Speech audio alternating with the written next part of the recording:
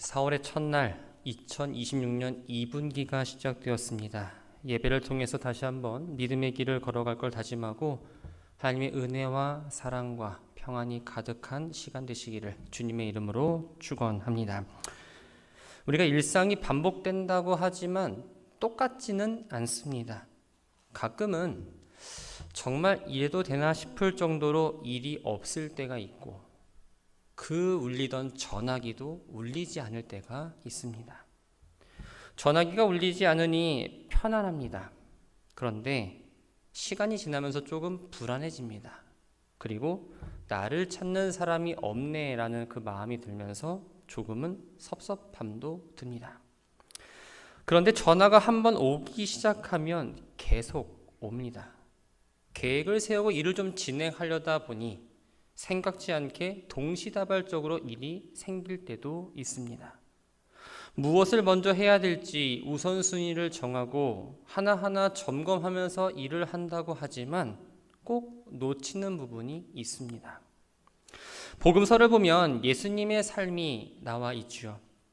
병을 고치고 귀신을 내쫓고 복음을 전파하고 바리새인들과 때로 논쟁도 하고 제자들을 가르치는 아주 분주한 일상을 보내셨습니다.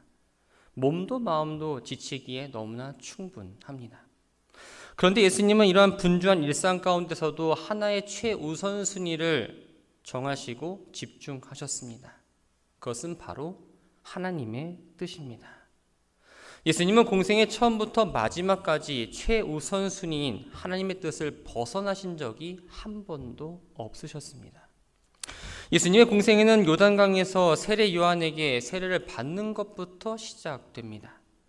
마태복음 3장 13절 이하의 말씀을 보면 세례 요한은 세례를 받으러 나오는 예수님에게 이렇게 말합니다. 내가 당신에게서 세례를 받아야 하는데 당신이 내게로 오시나이까. 이 말을 하면서 세례 베푸는 것을 사양하죠. 그런데 예수님께서 이렇게 말씀하십니다. 이제 허락하라. 우리가 이와 같이 하여 모든 의를 이루는 것이 합당하다. 다시 말하면 세례 요한이 예수님께 세례를 베푸는 것이 바로 하나님의 뜻이라는 것을 말해 주셨습니다. 예수님은 바쁜 일정 가운데서도 빠뜨리지 않는 게 있으셨죠. 바로 기도입니다. 그런데 어떤 경우도 예수님은 자신을 위한 기도를 하지 않으셨습니다. 그 기도의 주된 목적은 바로 하나님의 뜻을 묻는 시간이었죠. 예수님은 자신이 십자가에 죽어야 한다는 걸 알고 계셨습니다. 십자가 죽음을 앞두고 감람산에서 기도하실 때 땀이 땅에 떨어지는 핏방울같이 되었다라고 할 정도로 정말 간절하게 기도하셨습니다. 만약 우리라면 어땠을까요? 아마도 저 십자가를 어떻게든 피하게 해달라고 아주 너무 간절하게 기도했을 겁니다. 예수님도 피할 수 있으면 피하고 싶으셨지만 십자가 죽음이 하나님의 뜻이었기 때문에 기꺼이 받아들이셨습니다. 기도하면서 아버지가 인도하시는 대로 아버지가 주시는 대로 받겠다라는 것이 바로 예수님의 기도였죠. 예수님이 제자를 부르실 때도 그냥 길을 가다가 또 어떤 삶의 현장에서 아무한테나 나를 따라오라고 말씀하신 게 아닙니다. 12사도를 세운 사건이 기록된 누가복음 6장 12절과 13절 말씀을 보면 예수께서 기도하시러 산에 가서 밤이 새도록 하나님께 기도하셨다. 밝음에 그 제자들을 부르사 그 중에 12를 택하여 사도로 칭하셨다라고 기록하고 있습니다. 12제자의 이름은 교회를 오래 다니신 분들은 너무나 익숙합니다. 그런데 교회를 오래 다니지 않아도 익숙한 이름이 하나 딱 있습니다. 바로 예수를 팔아넘긴 가룟 유다입니다.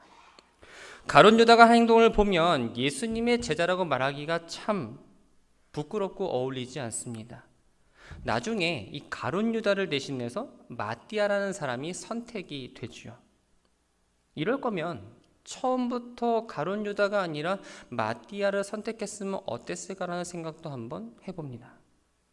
나에게 해를 끼칠 사람이라는 거 아는데 어느 누가 제자로 받아들일까요?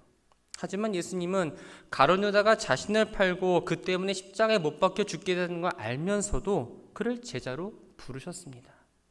이것은 예수님이 기도하시고 12사도를 세우신 건 바로 하나님의 뜻이라는 걸 보여줍니다. 열두 사도는 하나같이 유대사에서 인정받지 못한 계층의 사람들이었습니다. 그런데 예수님께서는 불평하지 않으셨습니다. 그들을 판단하지 않으셨습니다. 하나님이 주신 그 사람들을 그대로 자신의 제자로 받아들입니다.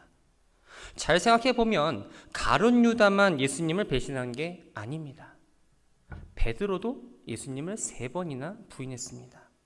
나머지 제자들 모두 도망갑니다. 하나님께서 왜 이런 사람들을 제자로 주셨을까요?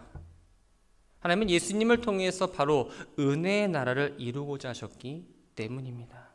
만약에 존경받는 바리새인이나 서기관들을 중심으로 제자 공동체가 만들어졌다면 그 공동체는 아마 유대인들로부터 많은 인정을 받고 나도 한번 거기에 들어가고 싶다는 꿈의 공동체가 되었을지도 모릅니다. 그러나 그 공동체에서는 아마 하나님의 은혜가 흘러나오지는 않았을 것 같습니다. 구성원들 모두가 사회적으로 또 종교적으로 힘있고 능력 있는 사람들이기 때문에 하나님의 은혜가 아니라 자기들이 감당했다, 내 능력으로 내 힘으로 모든 것을 이루었다라면서 그 영광을 하나님이 아닌 자기로 돌릴 게 뻔했기 때문이죠. 우리는 어떤가요? 예수님의 제자들과 결코 다르지 않습니다. 성도 모두가 직업도 학력도 또한 성격도 사회적 위치도 신앙 수준도 같지도 비슷하지도 않습니다. 예수를 믿고 신앙생활을 한다고 하니까 또 성품도 좋을 것 같고 온화할 것 같지만 꼭 그렇지만도 않습니다. 의심도 많습니다. 성격도 급합니다. 자기 감정에 너무도 솔직합니다.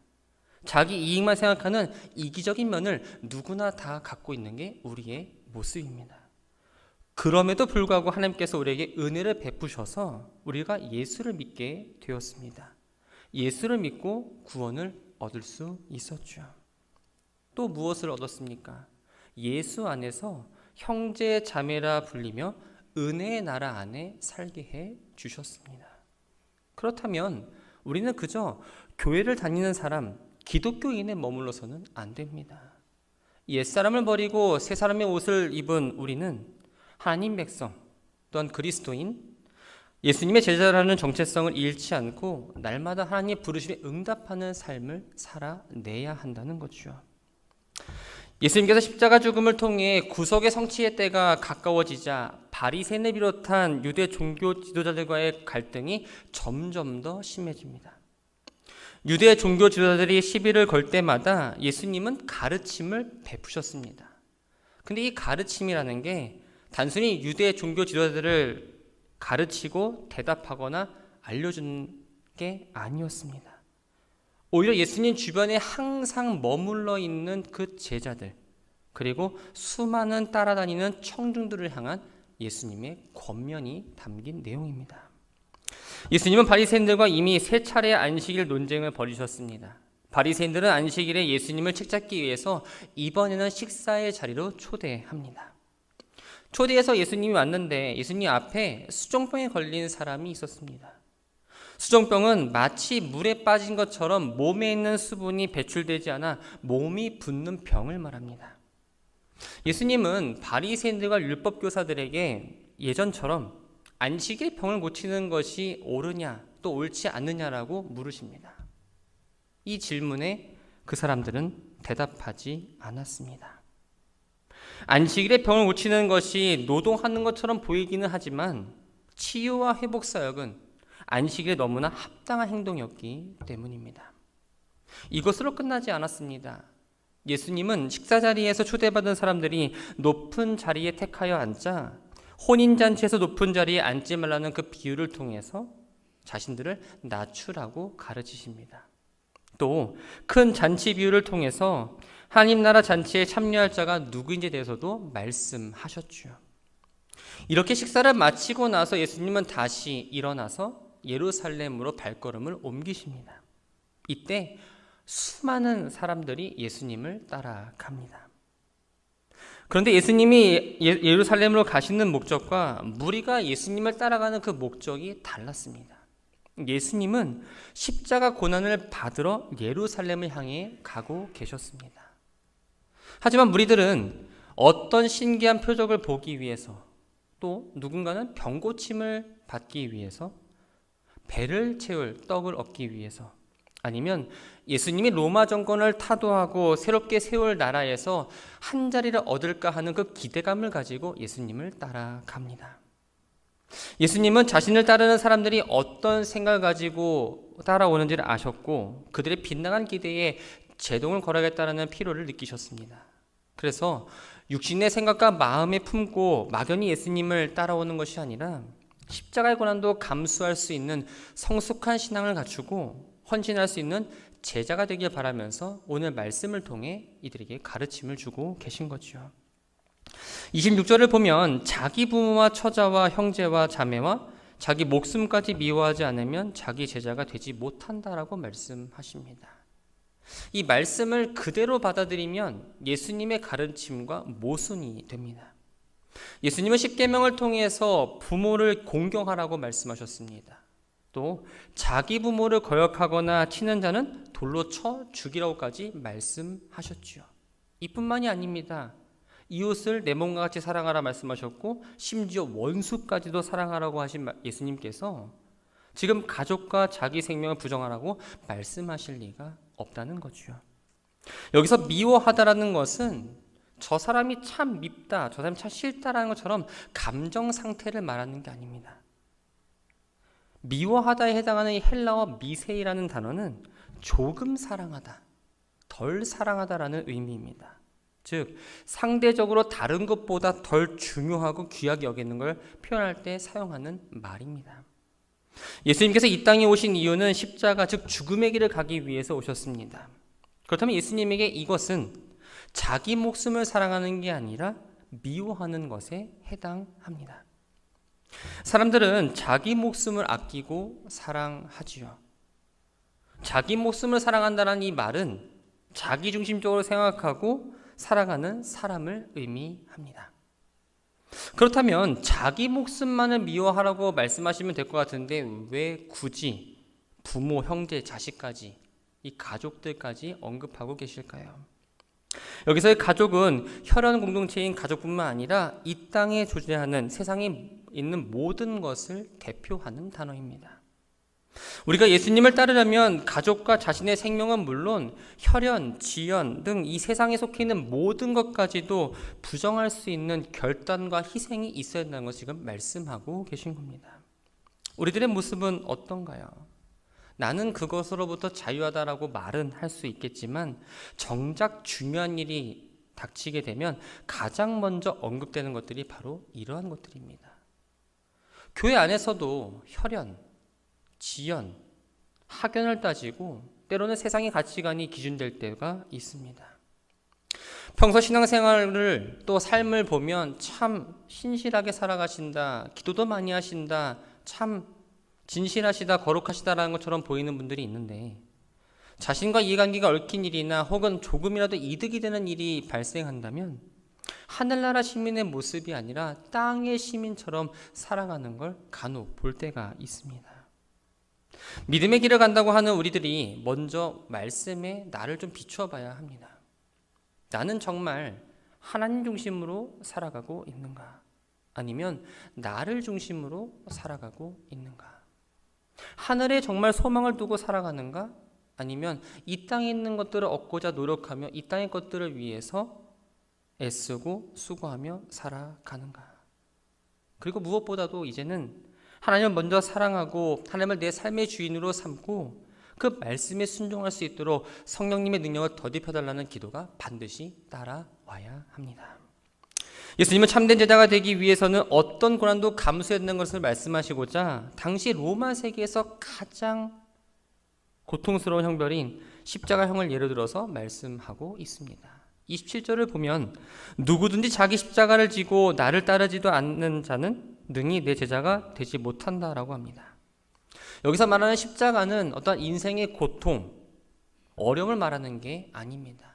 쉽게 말씀드리면 바로 진리입니다. 예수님은 진리를 가르쳤습니다. 진리를 쫓아가셨습니다. 진리를 위해 죽으시고 스스로 진리가 되셨습니다. 예수님을 따르는 제자는 역시 진리를 추구해야 하고 진리를 따라가야 되고 때로는 그 진리를 위해서 내가 핍박받고 고난받고 죽을 수 있는 사람이 되어야 한다는 것을 이야기하고 있는 거죠.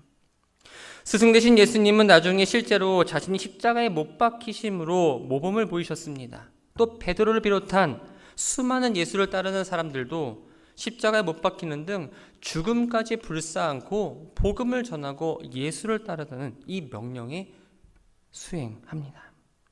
이처럼 우리가 예수를 따르고 산다라는 것은 그냥 가볍게 여길 일이 아닙니다.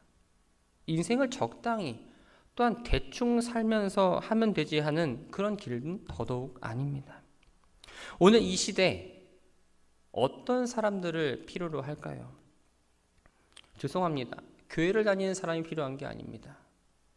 예수를 제대로 믿을 사람, 예수의 제자로 살아갈 사람들이 필요한 시대입니다. 그렇기 때문에 내가 예수의 제자로 예수를 닮아 평생 이 길을 잘 걸어갈 수 있는지를 늘 생각하면서 믿음의 길을 걸어가야 합니다. 그래서 예수님은 제자로 살아가는 문제에 대해 이 무리가 심사숙고하면서 정확하게 판단하기를 원하셨습니다. 그래서 이해하기 쉽도록 망대공사와 전쟁에 나가는 왕이라는 두 가지 비유를 언급하십니다.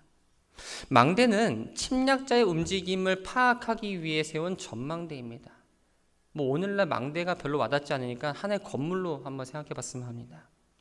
이러한 건물을 지으려고 할 때 거기에 들어가는 비용을 철저히 계산해서 내가 가지고 있는 돈으로 공사를 시작하고 끝낼 수 있는지를 먼저 우리는 파악해야 합니다. 그렇지 않고 공사 도중에 중단이 되면 사람들로부터 손가락질 받고 비웃음을 당하기도 하죠. 오늘날뿐만 아니라 예수님 당시에도 철저하게 계산하지 않고 건축을 시작하고 기초만 쌓다가 중단이 된 경우도 있고 열심히 잘 쌓아가다가 비용이 없어서 중단된 경우도 있었습니다. 당시 헤롯 일가는 자신들의 세력을 과시하기 위해서 여러 도시에 커다란 건물들을 세웠습니다. 하지만 대부분의 공사가 미완성으로 끝나는 경우가 많았습니다.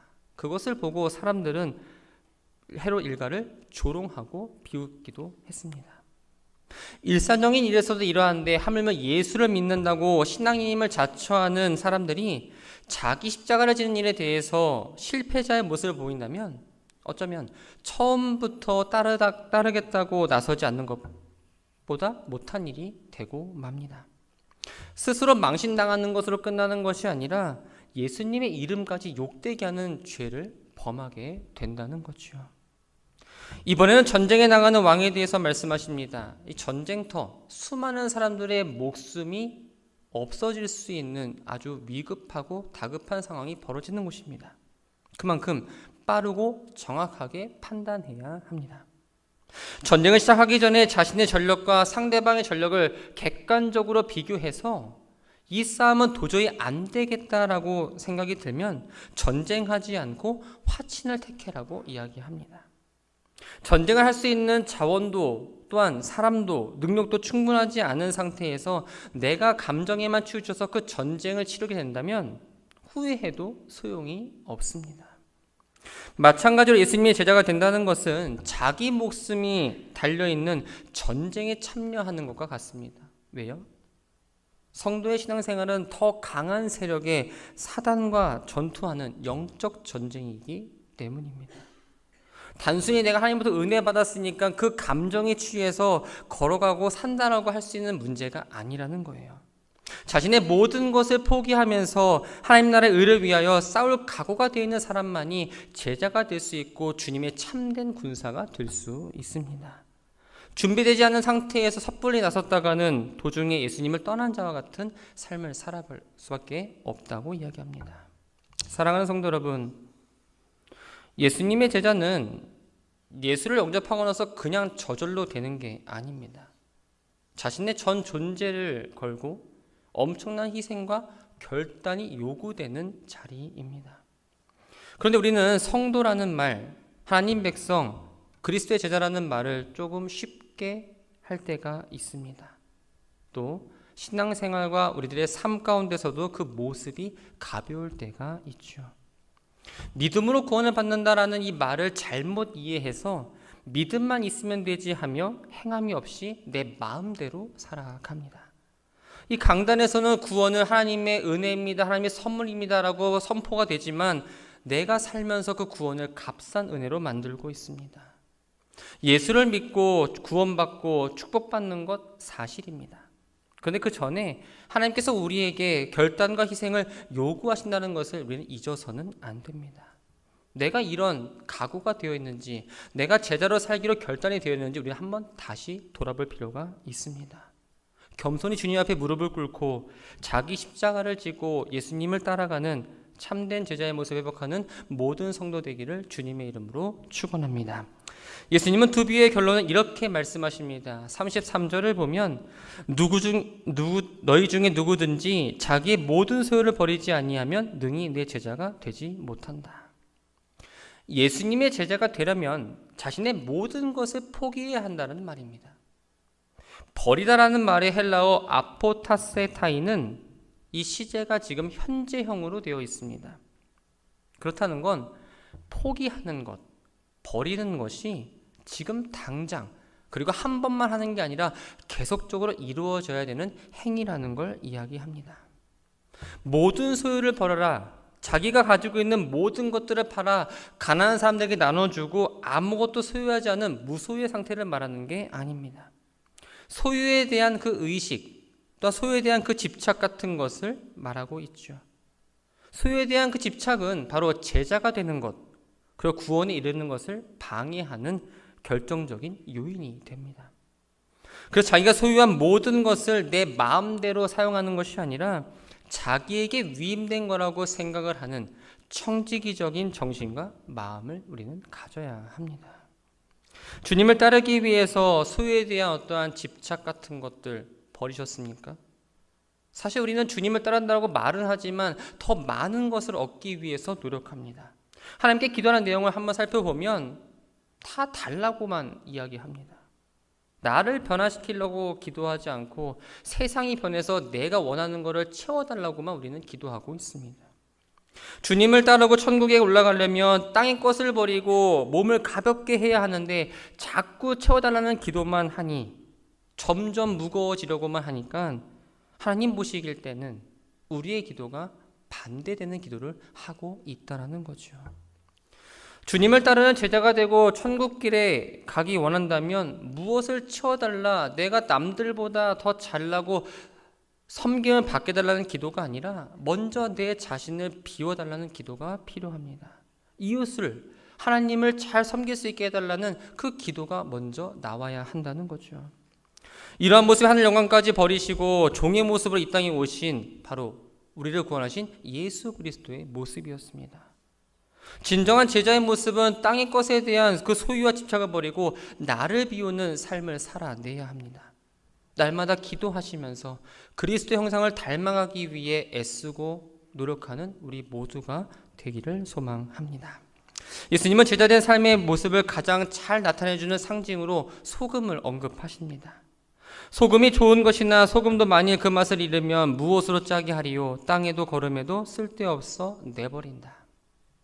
이 말씀을 앞의 말씀과 좀 연관지어서 생각해 보면 소금이 그 맛으로 소금됨을 확인할 수 있는 것처럼 예수의 제자 역시 자기 십자가를 지는 것과 소유에 대한 집착을 버리는 것으로 진정한 제자임을 확인할 수 있다는 말씀입니다. 하나님과 하나 되고 이 땅에서 예수님의 제자로 산다는 건 곧 소금과 다르지 않습니다. 그래서 예수님께서도 산상수훈에서도 우리를 향해서 세상이 빛이며 또 세상이 소금이 되라고 말씀하십니다. 예수를 믿고 따르는 사람이라면 우리가 소금이어야 합니다. 그렇다면 내가 정말 소금인지, 내가 소금과 같은 삶을 살고 있는지 먼저 확인해 볼 필요가 있습니다. 주의를 잘 지키는 것도, 예배를 잘 참석하는 것도 중요한 일입니다. 나에게 맡겨진 사역을 열심히 최선을 다해 섬기는 것도 중요합니다. 그런데 이러한 모습은 사실 소금의 모양일 뿐 정작 소금의 맛은 아닙니다. 우리에게서 예수를 믿는 사람의 맛, 하나님을 아는 사람의 맛이 나지 않는다면 하나님이 우리를 어디에 사용하실까요? 그래서 예수님은 소금은 좋은 것이나 소금이 맛을 잃으면 무엇으로 짜게 하겠냐고 지금 말씀하고 있습니다. 소금이 맛을 잃는다는 것은 바로 소금 그 자체로 있는 경우에 해당합니다. 다른 것들에 녹아 들어가 있지 않는 소금은 절대로 소금의 맛을 낼 수가 없습니다.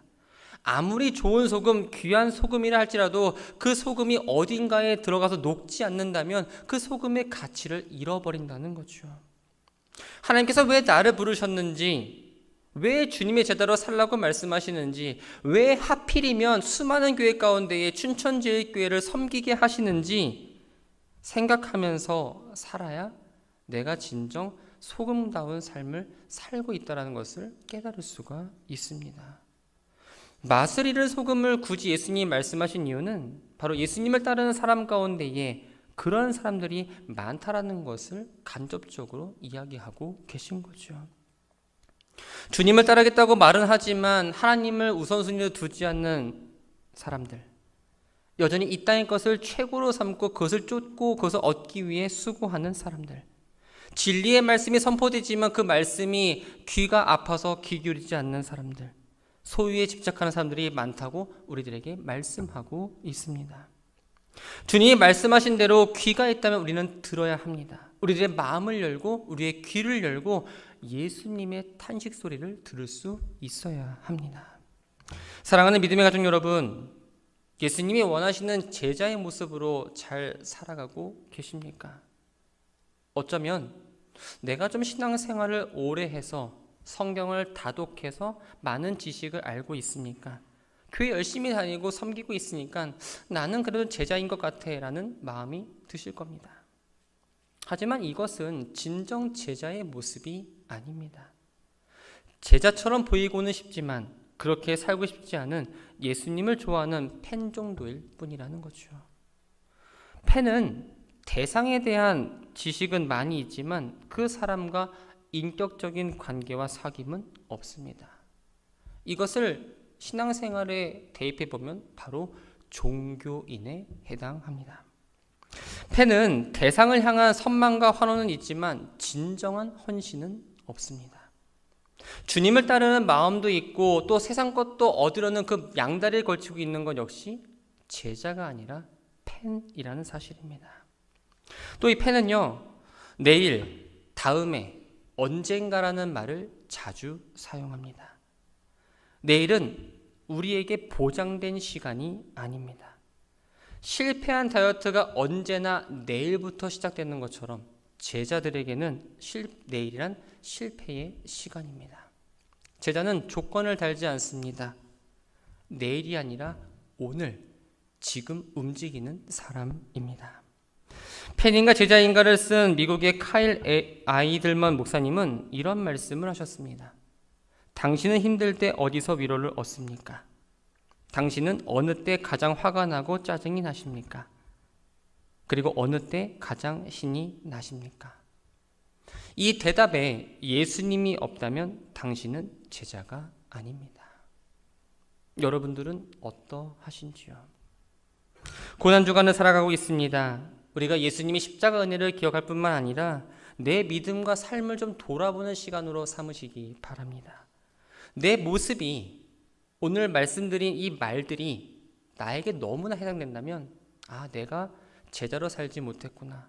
그저 예수님을 좋아하고 사랑하고 따랐던 팬에 불과하다는 것을 좀 깨달으시고 이제는 제자로 나아가기를 애쓰고 수고하는 성도들이 되었으면 좋겠습니다.